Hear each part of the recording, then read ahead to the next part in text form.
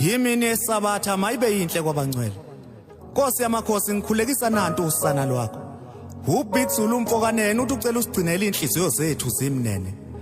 Uthi ukhulekela uthando lokuba sikudumise ngokwanele ngoba wena ngokuphelele. Siyazi sizoni nolimi lwethu linamathe omntwana. Lapho singafikanga khona sesicela ukuyekelela kuwe Nkosi yamakhosi namhlanje naphakade. Amen.